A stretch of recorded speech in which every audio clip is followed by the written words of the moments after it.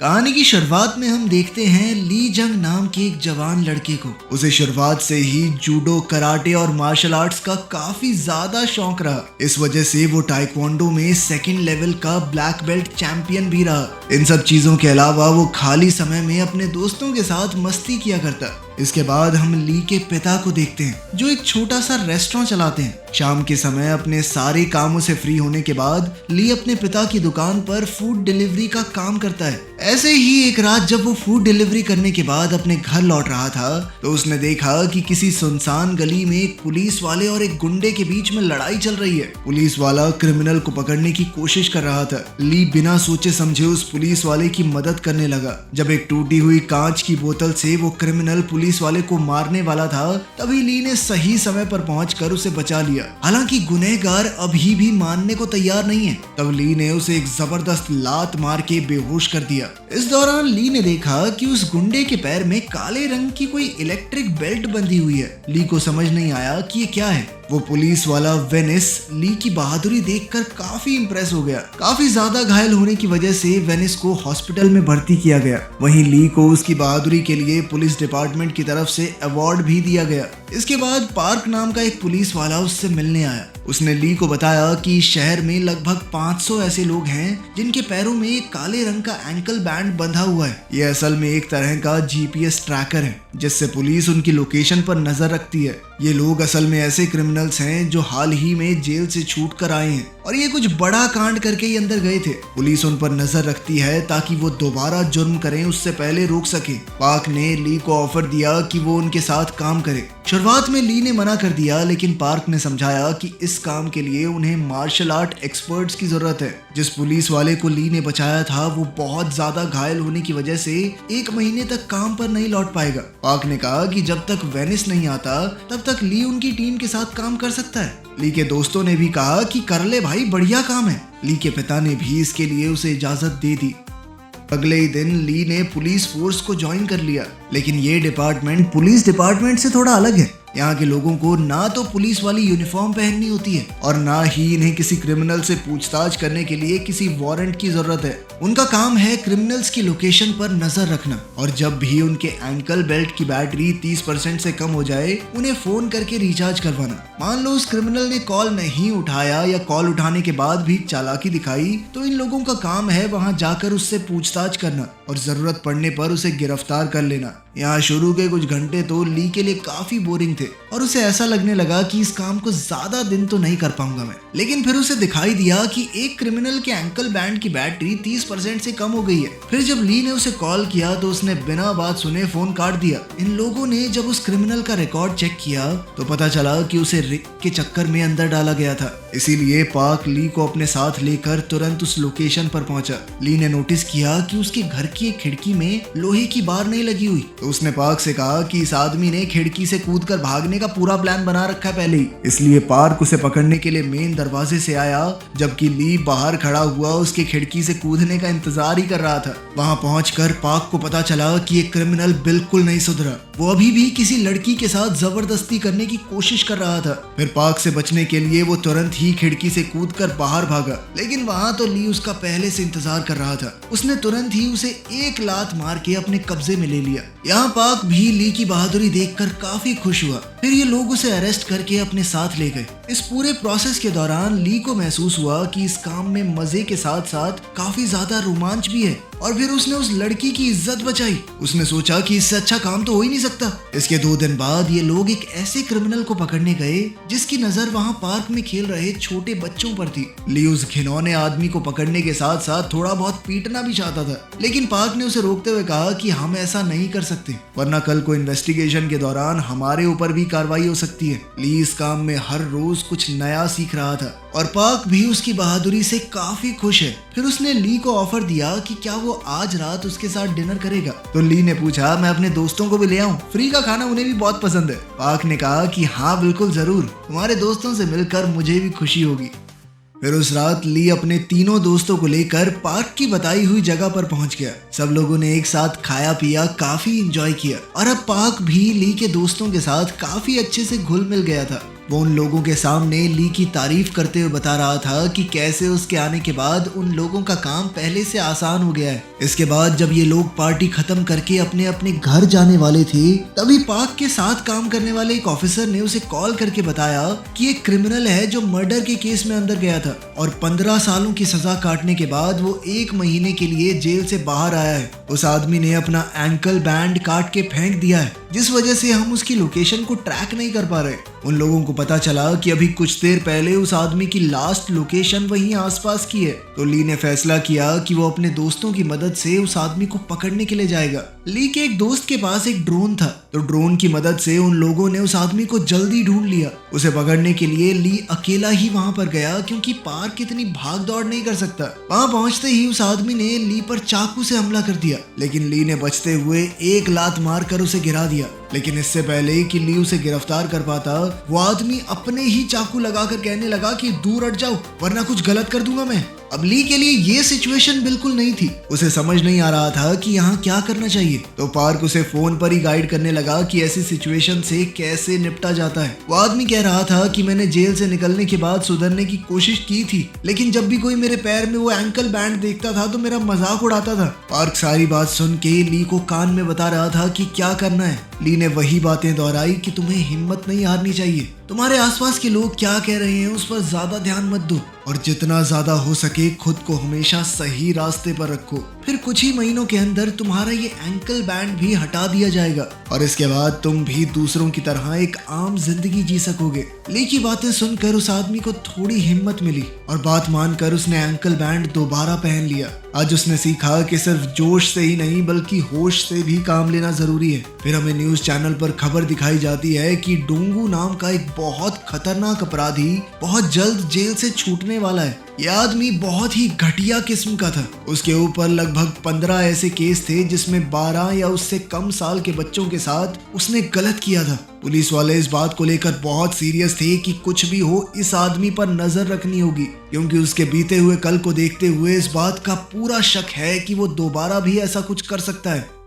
कुछ दिन बाद ली बाजार से गुजर रहा था। उसने रेस्टोरेंट में बैठे हुए एक ऐसे आदमी को देखा जिसके पैरों में वो एंकल ब्रेसलेट लगा हुआ था। वो आदमी जिस तरह से वेट्रेस को छूने की कोशिश कर रहा था, उसे देखते ही ली समझ गया कि इसके इरादे गंदे हैं। इसलिए उसने तुरंत अपने ऑफिस पहुंचकर उस आदमी की हिस्ट्री चेक की और यहाँ उसे पता चला कि यह आदमी बलात्कार के केस में अंदर गया था। चार्जिंग ना होने की वजह से उसका एंकल बैंड भी बंद हो गया था। तो ये सारी बातें यही इशारा कर रही थी कि वो जरूर कोई कांड करने वाला है। फिर ली और पार्क उसी एरिया में पहुंचकर उसे कुछ ऐसी दुकानों में ढूंढने की कोशिश करने लगे जिन दुकानों पर सिर्फ लड़कियां काम करती हैं। वहीं दूसरी तरफ ये क्रिमिनल सबकी नजरों से बचते हुए एक ऐसी नाई की दुकान पर पहुंचा जिसकी ओनर एक औरत थी। इस आदमी ने उसे मार पीट कर काफी हद तक अपने कंट्रोल में ले लिया, लेकिन सही समय पर वहां पहुंचकर ली ने उसे बहुत मारा और इस तरह एक बार फिर से ली ने क्राइम होने से पहले ही रोक दिया। इसके बाद पुलिस वालों के बीच मीटिंग चल रही है कि डोंगू नाम के उस क्रिमिनल पर कौन सी टीम नजर रखेगी। पार्क ने कहा कि हमारी टीम में ली जैसा एक जाबाज आदमी है, तो मैं चाहता हूँ डोंगू की जिम्मेदारी हमारी टीम को मिले।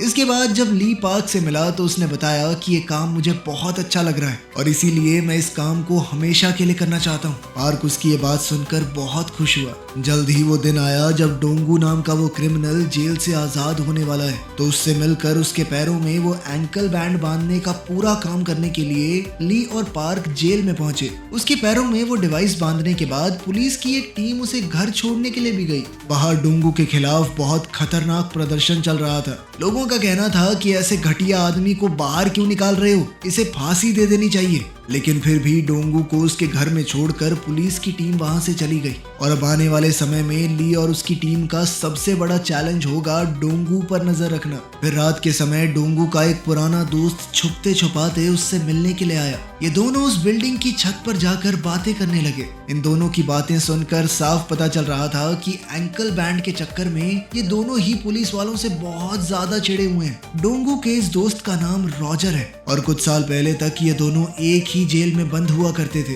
फिर उसने डोंगू से पूछा कि उस लेटर में मैंने तुम्हें जो ऑफर दिया था क्या तुमने उस बारे में सोचा। डोंगू ने कहा कि वो काम मैं करना तो चाहता हूँ, लेकिन इस एंकल बैंड के चक्कर में थोड़ा डर रहा हूँ। लेकिन फिर रॉजर ने कहा कि तुम पुलिस वालों से मत डरो, वो सब हम संभाल लेंगे। इसके 2 दिन बाद ली ने देखा कि डोंगू अपने घर से निकलकर किसी पॉश एरिया की तरफ जा रहा है। जिस बिल्डिंग के अंदर डोंगू घुसा उस बिल्डिंग के अंदर छोटे बच्चों की एक कोचिंग क्लास भी चलती है। इस वजह से ली भी उसका पीछा करते हुए तुरंत उस जगह पर पहुंच गया। डोंगू वहां बेसमेंट में पहुंचकर अपने दोस्त रॉजर और उसके लोगों से मिला और अब पता चला कि वो दोनों किस काम की प्लानिंग कर रहे थे। असल में ये दोनों घिनौने लोग छोटे बच्चों की गलत वीडियोस बनाकर उन्हें डार्क वेब पर डालने का काम करते हैं और इस काम में ये लोग डोंगू को भी अपने साथ मिलाना चाहते हैं। यहाँ पर हर एक वीडियो के लिए डोंगू को काफी मोटी रकम मिलने वाली है और इस तरह का काम करने में उसे वैसे भी मजा ही आता है, शर्म नहीं। उसने तुरंत ही उनका ऑफर मान लिया। ली भी उसका पीछा करते हुए यहाँ तक पहुँच चुका था, लेकिन ये लोग जिस गाड़ी के अंदर बैठे हैं उसके शीशे काले हैं, तो बाहर से ली को अंदर का कुछ नहीं दिख रहा, जिस वजह से उसने बस गाड़ी का नंबर नोट किया और वहां से चला गया। फिर उसने पाक को फोन करके बताया कि डोंगू उसे नहीं मिला, तो फिर पाक ने डोंगू को कॉल करके उससे पूछा कि बताओ इस वक्त तुम कहाँ पर हो।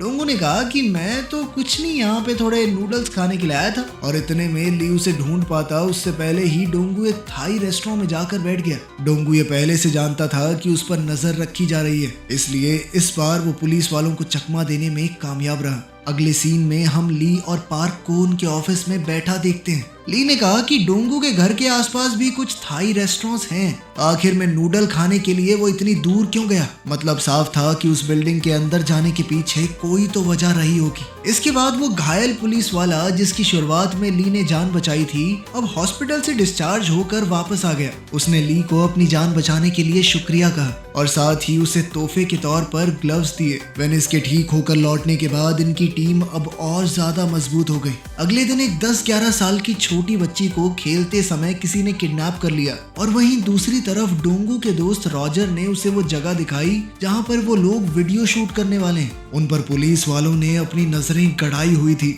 ऐसे ही एक रात जब डोंगू अपने घर से निकलकर कहीं जा रहा था तो ली भी चुपके से उसका पीछा करने लगा। वहीं दूसरी तरफ पुलिस वालों को एक ऐसे क्रिमिनल के बारे में पता चला जिसने कुछ घंटे पहले अपनी लोकेशन बदली है और उसके एंकल बैंड की बैटरी भी 30% से कम है। वेनिस ने उससे पूछताछ करने के लिए कॉल की, लेकिन उस आदमी ने उसकी किसी भी बात का सीधा जवाब नहीं दिया और कुछ आलतू फालतू बातें बोल के फोन भी काट दिया। तो अब उस आदमी का पीछा करते हुए पार्क और वेनिस उसकी लोकेशन पर पहुंचे, लेकिन ये सब इन गैंगस्टर्स का बिछाया हुआ एक जाल था। वो क्रिमिनल अपने साथ बहुत सारे गुंडों को लेकर आया था और फिर इन लोगों के बीच में जबरदस्त लड़ाई छिड़ गई। वहीं दूसरी तरफ हम देखते हैं कि डोंगू ने भी ली को फंसाने के लिए एक जबरदस्त जाल बिछाया था और डोंगू का पीछा करते हुए ली उस जाल में फंस भी गया। रॉजर के बहुत सारे गुंडे वहां ली को खत्म करने के लिए पहले से मौजूद थे, जिसके बाद डोंगू फटाफट वहां से निकल गया। वैसे तो ये गुंडे बहुत ज्यादा थे, लेकिन ली का लड़ने का तजुर्बा भी कुछ कम नहीं था। वो सब मिलकर भी ली का कुछ खास बिगाड़ नहीं पाए।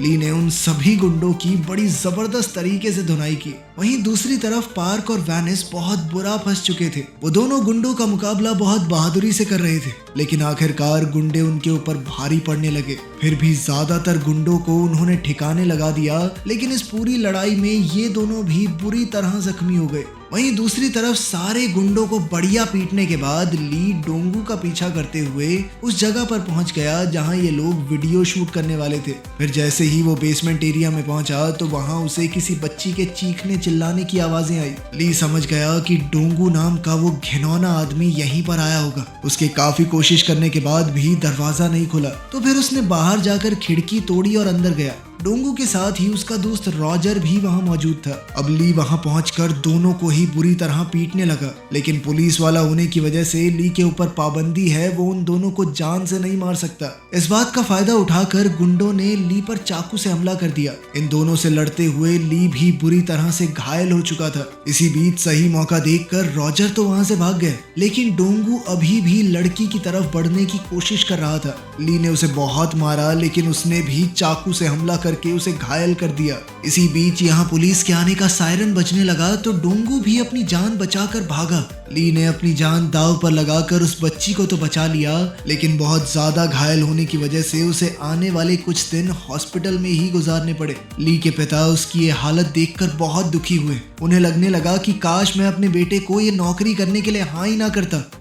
कुछ घंटों बाद जब ली होश में आया तो उसने सबसे पहले डोंगू के बारे में ही पूछा।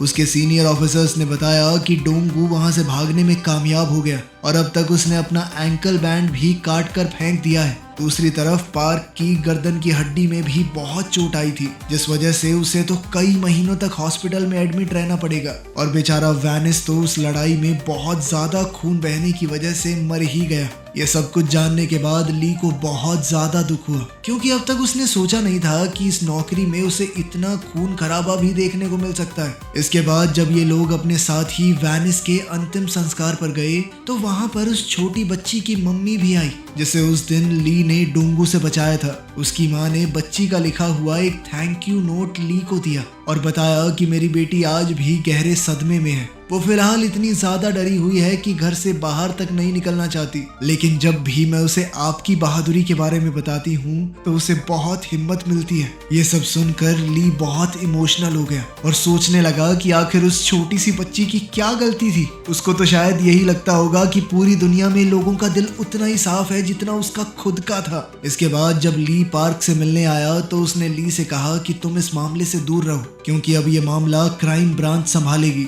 वही सब कुछ देखेंगे अब। लेकिन ली फैसला कर चुका था कि वो अपने दोस्तों के साथ मिलकर डोंगू को खुद पकड़ेगा और उस घिनौने आदमी को पकड़ने के लिए उसके दोस्त भी तुरंत राजी हो गए। ली को उस गाड़ी का नंबर अभी तक याद है जो उस दिन उसे डोंगू का पीछा करते हुए बेसमेंट में मिली थी। व्हीकल नंबर से इन लोगों ने उस आदमी और उसके घर का एड्रेस भी पता कर लिया। फिर इन चारों ने वहां पहुंचकर उसे कब्जे में ले लिया। इसके बाद जब ली के एक दोस्त ने उसका कंप्यूटर खोला तो देखा कि वहां पर छोटे बच्चों के काफी सारे वीडियोस थे। ये देखते ही ली के साथ साथ उसके दोस्तों का भी गुस्सा बहुत ज्यादा बढ़ गया। इसी गुस्से में ली ने उस आदमी की आंखों में ट्रिमर मार के उसे घायल कर दिया। अपनी जान बचाने के लिए इस आदमी ने उन्हें डोंगू का पता बता दिया। फिर उन सब ने उस आदमी को गिरफ्तार करवाने के लिए पुलिस को कॉल किया। अब वो डोंगू को और ज्यादा खुला नहीं छोड़ना चाहते। उन्होंने फैसला कर लिया कि आज रात ही उसे पकड़ेंगे। अब वो अपने आखिरी मिशन के लिए निकल ही रहे थे, लेकिन तभी ली के पिता ने उन्हें रोकते हुए कहा कि इस काम में बहुत खतरा है और मैं नहीं चाहता कि तुम अब आगे इस तरह का काम करो। इस पर ली ने अपने पिता को समझाया कि वो इंसान जानवरों से भी बदतर है, इसलिए अगर हमने उसे जल्द से जल्द नहीं पकड़ा तो वो इस तरह के क्राइम आगे भी करता रहेगा और अगर बाकियों की तरह हम भी सिर्फ अपना अपना सोचकर जीने लगे तो ऐसे ही क्राइम बढ़ता रहेगा सोसाइटी में। ली के पिता ने भी इस बात को समझा कि उनका बेटा बहुत समझदार हो चुका है और अब वो डोंगू को खत्म किए बिना रुकने वाला नहीं है। इसके बाद चारों दोस्त उस एरिया में पहुंचे जहां डोंगू इस समय रुका हुआ था। वो एक एक करके वहां के सारे होटलों में उसे ढूंढने लगे। इसी दौरान ली के एक दोस्त को डोंगू की लोकेशन का पता लगा। वहाँ काफी सारी खाने की प्लेट्स और दारू की बोतलें देखकर वो समझ गया कि डोंगू अकेला तो नहीं है, उसके साथ यहाँ काफी लोग होंगे। डोंगू के साथ ही उसका दोस्त रॉजर भी यहाँ पर था और इस एरिया के काफी सारे गुंडे भी इस वक्त वहीं मौजूद थे। ली ने अपने दोस्त को वहाँ से हटकर एक सेफ जगह पर जाने को कहा। फिर इसके बाद वो अकेला ही उन सारे लोगों से भिड़ गया। इधर ली के दोस्त अपने ड्रोन से इस पूरी फाइट पर नजर बनाए हुए थे। काफी सारे होने के बावजूद भी ये गुंडे ली का मुकाबला नहीं कर पाए। ली के सर पर खून सवार था। उसने एक एक करके सबकी बढ़िया धुनाई की। अब बाकी गुंडों ने मिलकर ली का ध्यान भटकाया तो इस मौके का फायदा उठाकर डोंगू वहां से भाग लिया, लेकिन ली के दोस्त अपने ड्रोन कैमरा से डोंगू का पीछा करते रहे। कुछ ही मिनटों में ली ने उन सबको सबक सिखा दिया और अब वो अपने आखिरी टारगेट डोंगू को पकड़ने के लिए उसके पीछे गया। ली इस वक्त अपने दोस्तों के साथ कॉल पर कनेक्टेड था और वो कैमरा में देखकर डोंगू की लोकेशन उसे बिल्कुल सही बता रहे थे। फिर एक जगह पहुंचकर ली ने उसे पकड़ ही लिया और इसके बाद दोनों के बीच में जबरदस्त लड़ाई शुरू हो गई। ली का मुकाबला करते हुए ये साफ हो गया कि डोंगू भी कोई कच्चा खिलाड़ी नहीं है। ली को भी इस लड़ाई में बहुत मार पड़ी। फिर एक समय ऐसा आया जब डोंगू ने ली को लगभग हरा ही दिया था, लेकिन ली के दोस्तों ने ड्रोन की मदद से डोंगू को घायल कर दिया और वहीं ली को उस छोटी बच्ची के बारे में याद करके बहुत ज्यादा गुस्सा आ गया। वो इस बार उठा तो उसने डोंगू को बहुत बुरी तरह मार मार के बेहोश कर दिया। डोंगू के अंदर अब बिल्कुल भी लड़ने या भागने की हिम्मत नहीं थी। फिर ली उसे हथकड़ियां पहनाकर अपने साथ ले गया आखिर में ली को उसकी बहादुरी के लिए सम्मानित किया गया और उसे बधाई देने के लिए वो बच्ची भी घर से निकल कर आई। अब बच्ची काफी हद तक उस सदमे से बाहर आ चुकी है और उसका चेहरा फिर से खुशी से भर गया था। ली समझ गया कि उसे दुनिया में सिर्फ यही काम करना है, कोई और चीज उसे ये खुशी नहीं दे सकती। वीडियो पसंद आई तो लाइक कर देना, चैनल को सब्सक्राइब कर लेना। मिलते हैं अगली वीडियो में।